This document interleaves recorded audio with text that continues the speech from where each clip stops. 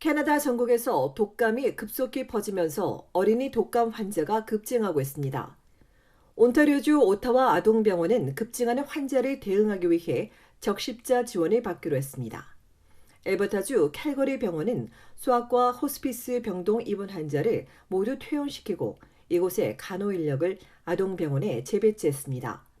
브리티시 콜롬비아주 아동병원은 지난 토요일 오전 30분 동안 집중 치료실이 과밀화되며 날리는 비상사태를 선포하기로 했습니다. 뉴펀틀랜드 앤 레브라도주 아동병원도 예정된 일부 수술과 예약을 취소하고 있습니다. 이는 예년보다 일찍 찾아온 독감이 면역력 약한 어린이들을 중심으로 유행하기 때문인데 특히 5세 미만 아동은 폐렴 등 심각한 합병증을 유발할 수 있습니다. 캐나다 보건당국에 따르면 지난달 26일 기준 16세 이하 어린이 독감 입원 환자는 223명입니다. 보통 이 시기 평균 11명, 최대 35명인 것과 비교하면 10배 넘게 불어난 겁니다. 사망도 5명 미만으로 알려졌습니다. 이에 연방이나 각주 정부가 전문가 의견을 들어 해결하겠다고 했지만 전국 의료진들은 지금 당장 해결책을 마련해야 한다고 촉구했습니다. 아픈 아이들이 제때 진료를 받지 못해 이곳저곳을 찾아다녀야 한다며 전국 의료 시스템에 대한 투자를 늘려 아동병원의 인력과 침상 등을 확대해야 한다고 강조했습니다. 이어 현재는 독감 백신이 최선의 예방책이라며 부모는 독감 예방주사를 서둘러야 한다고 덧붙였습니다. 캐나다의 독감 접종률은 매우 저조합니다.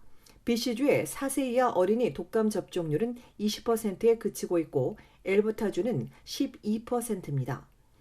이외에도 전문가들은 정부가 의무화하진 않았지만 올 겨울 사람이 많이 모이는 실내에선 마스크를 착용할 것을 강력히 당부했습니다. 또 매일 호흡기 증상이 없는지 살피고 아프면 외출하지 말고 집에 머물러야 하며 자주 손을 씻을 것을 재차 강조했습니다.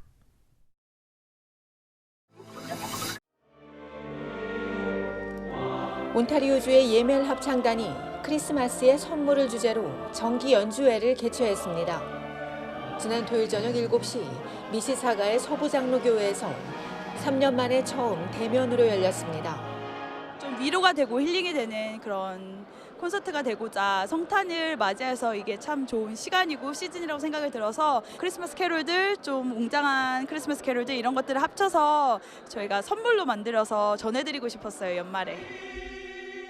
이민영 지휘자는 귀에 익은 익숙한 캐롤들을 화려하고 다양한 스타일로 편곡해 흥미있고 재미있는 곡들로 구성했다고 전했습니다. 브라스 퀸테트의 퍼스트 노엘 연주를 시작으로 예멜 중창단이 가톨릭 성가인 이마소서 임마누엘을 들려줬습니다.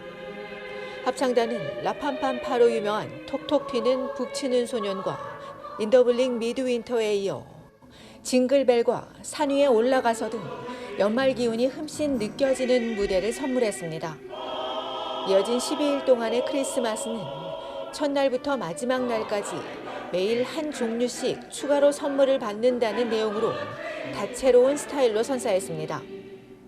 관객과 합창으로 시작된 2부에선 평소 많이 들어보지 못했던 존 루터의 작품 글로리아로 대미를 장식했습니다. 빠르게, 느리게, 빠르고 리드미컬하게 3개의 악장으로 구성되어 있는 곡으로 브라스 앙상블과 함께 아름다운 하모니와 웅장한 감동을 전했습니다. 무대가 끝날 때마다 힘찬 박수를 보낸 관객들은 마지막 무대에는 앵콜을 외쳤습니다.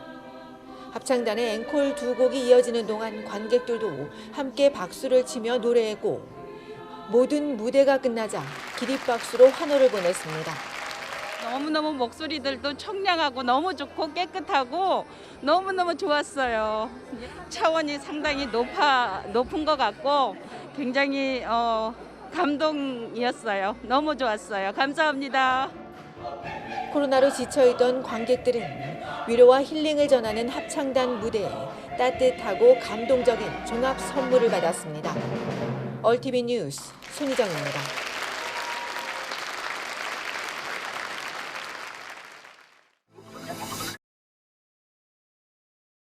전국의 11월 부동산 시장이 꽁꽁 얼어붙었습니다. 온타리오주 광역 토론토에선 주택 거래량이 1년 전과 비교해 절반이 뚝 끊겼습니다. 치솟는 금리 인상과 집값을 못 받는다는 생각에 구매자와 판매자 모두 지켜보고만 있습니다. 평균 거래 집값은 107만 9,395달러로 지난해 11월 116만여 달러에서 7.2% 떨어졌습니다.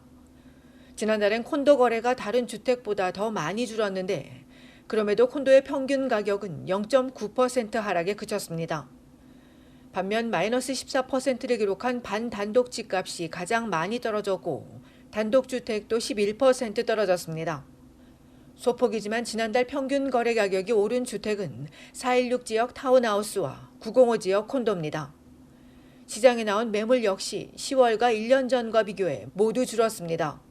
구매자도 줄었지만 이처럼 판매자도 나서지 않으면서 토론토의 평균 거래 집값은 지난 8월 이후 큰 변동 없이 108만여 달러에서 109만여 달러를 유지하고 있습니다. 브리티시 컬럼비아주 밴쿠버도 거래 건수가 지난해 대비 53% 줄었습니다. 평균 집값은 113만 1,600달러로 지난해 동기간과 비교해 0.6% 낮아졌으며 최근 6개월 사이에만 10% 떨어졌습니다. 시장에 나온 매물은 10월보다는 7% 줄었지만 1년 전보다는 29% 증가했습니다. 퀘벡주의 거래량 역시 38% 감소했습니다. 이처럼 전국의 주택시장이 침체기인 가운데 전문가들은 12월에도 비슷할 걸로 예상했으며 아직 바닥을 치지 않았다는 의견도 나오고 있습니다. 앞서 지난달 말 리맥스는 내년에도 주요 도시의 집값이 하락한다며 광역 토론토는 106만여 달러로 12% 정도, 광역 밴쿠버는 120만여 달러로 5% 하락할 것으로 전망한 바 있습니다. 한편 연방중앙은행이 내일 기준금리 정책을 발표할 예정이어서 모두가 집중하고 있습니다.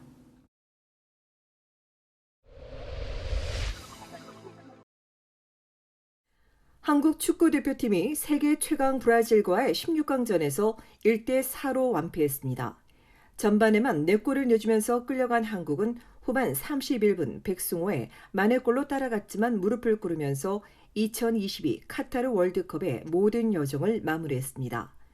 16강 경기가 끝난 후 팬들이 응원해줬는데 죄송스럽다며 너무 어려운 경기를 했다고 전한 주장 손흥민은 그래도 선수와 스태프들 모두가 헌신과 노력으로 정말 최선을 다했다고 강조하며 이해해 줄 것을 요청했습니다. 또 후배 선수들이 실력을 펼칠 수 있어 자랑스럽다며 이들 모두가 앞으로 더 잘하는 선수가 되면 좋겠다고 격려하고 향후 선수들과 함께 더 발전한 모습을 보이도록 노력하겠다며 응원을 부탁했습니다. 한편 캐나다 시간으로 금요일 8일 시작되는 8강에선 먼저 승부차기 끝에 일본에 승리한 크로아티아와 브라질이 맞붙고 네덜란드와 아르헨티나전이 열리며 토요일엔 잉글랜드와 프랑스 그리고 오늘 16강에서 승리한 두 팀이 격돌합니다.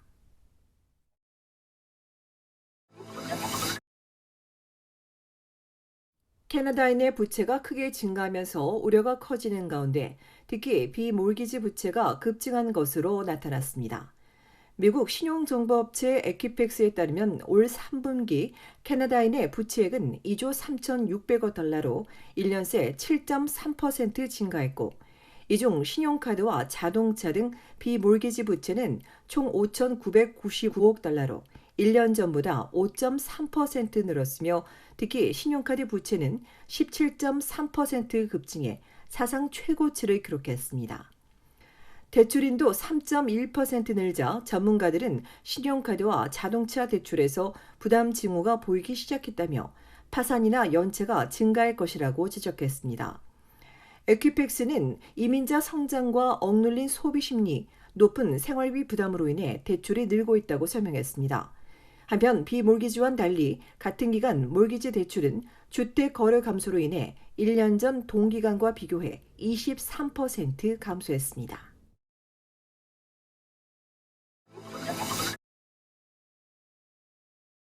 외국에 있는 반정부 성향의 중국인을 감시한다고 오신받는 중국의 일명 해외 경찰서가 브리티시 콜ум비아주에서도 운영되고 있는 것으로 알려졌습니다. 앞서 지난 9월 온타리오주 토론토 3곳에서 중국 정부가 불법 경찰서를 운영하고 있다고 발표한 스페인의 비영리기구 세이프가드 디펜던스는 추가 조사에서 2곳이 더 발견됐다며 이 중 한 곳은 BC주 밴쿠버에 있다고 밝혔습니다.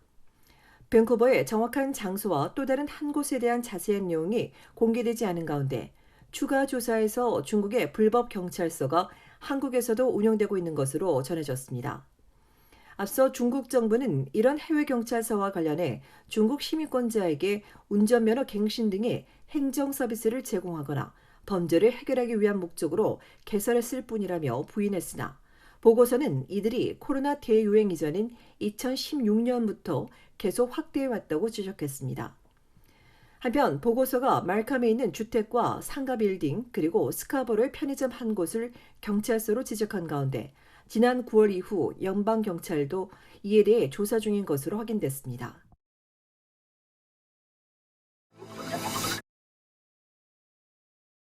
인권단체인 국제 앰네스티 캐나다 지부가 1년 넘게 중국 정부에 해킹당한 것으로 드러났습니다. 지난 10월 5일 처음 해킹 피해를 탐지한 이후 추적한 결과 해커들은 지난해 7월부터 반정부 활동에 대한 실태와 인권 운동가들에 대한 정보를 추적해온 것으로 전해졌습니다. 해킹 공격 배후에 중국 정부가 관련돼 있다고 결론지은 캐나다 지부는 다른 인권 활동가들에게 주의를 촉구했습니다. 중국 신장 위구르의 인권 탄압과 위협을 계속 제기해온 캐나다 지부는 이번 해킹으로 기부자와 회원의 정보는 피해를 입지 않았다며 디지털 보안을 강화하는 등 신속하고 강력한 조치를 취한 뒤 당국에 침해 사실을 통보하고 잠재적인 위험을 완화하기 위해 보안 전문가와 계속 협력할 것이라고 덧붙였습니다.